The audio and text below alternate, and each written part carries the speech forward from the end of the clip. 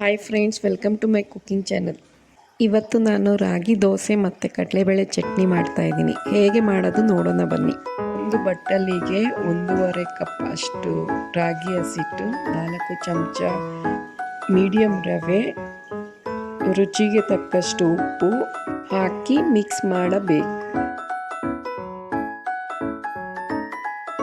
Mix ಮಾಡಿದ ನಂತರ ಅದಕ್ಕೆ ಸ್ವಲ್ಪ ನೀರು ಹಾಕಿ ಅದನ್ನು ದೋಸೆ ಅದಕ್ಕೆ ಕಲಸಬೇಕು. ಫ್ರೆಂಡ್ಸ್, ಇದು ನನ್ನ ಮೊದಲನೇ ವಾಯ್ಸ್ ಓವರ್ ವಿಡಿಯೋ. ಎಲ್ಲಾದರೂ ತಪ್ಪಾಗಿದ್ರೆ ಕಾಮೆಂಟ್ ಮಾಡಿ ಫ್ರೆಂಡ್ಸ್.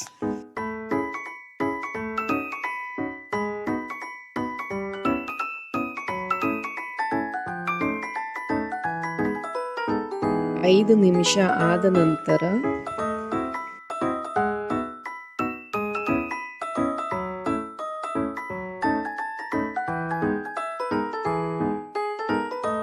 ಒಲೆ ಮೇಲೆ ಹೆಂಚಿಟ್ಟು ಅದಕ್ಕೆ ಸ್ವಲ್ಪ ಎಣ್ಣೆ ಹಾಕಿ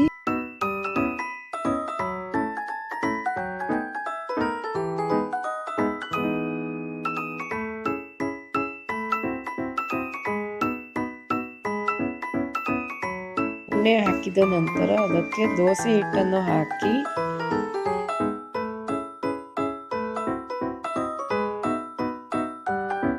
ದೋಸೆ ಹಾಕಿದ ನಂತರ ಅದರ ಮೇಲೆ ಎಣ್ಣೆ ಅಥವಾ ತುಪ್ಪ ಹಾಕೊಳ್ಳಬಹುದು. ಎರಡು ಕಡೆ ಚೆನ್ನಾಗಿ ರೋಸ್ಟ್ ಮಾಡಿ ಅದನ್ನು ಸರ್ವಿಂಗ್ ಪ್ಲೇಟಿಗೆ ಹಾಕಿ.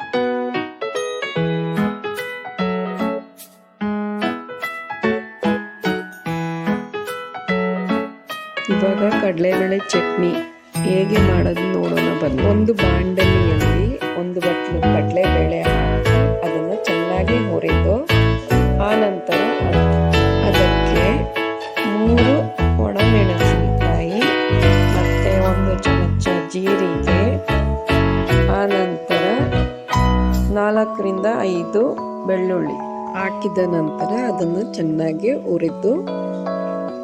ಹುರಿದ ನಂತರ ಸ್ವಲ್ಪ ತಣ್ಣಗಾಗಕ್ಕೆ ಬಿಡಬೇಕು. ತಣ್ಣಗೆ ಆದ ನಂತರ ಆ ಒಂದು ಜಾರಿಗೆ ಹಾಕಿ ಅದಕ್ಕೆ ರುಚಿಗೆ ತಕ್ಕಷ್ಟು ಉಪ್ಪು ಮತ್ತೆ ಅರ್ಧ ಬಟ್ಲು ಒಣ ಕೊಬ್ಬರಿ ಹಾಕಿ ಅದನ್ನು ತರಿಯಾಗಿ ರುಬ್ಬಬೇಕು. ತರಿ ಆದ ನಂತರ ಅದಕ್ಕೆ ನಿಂಬೆಹಣ್ಣಿನ ಗಾತ್ರದಷ್ಟು ಹುಣಸೆ ಹಣ್ಣು ಮತ್ತೆ ನೀರು ಸೇರಿಸಿ ರಾಗಿ ದೋಸೆ ಮತ್ತು ಕಡಲೆಬೇಳೆ ಚಟ್ನಿ ಸವಿಯಲು ಸಿದ್ಧ.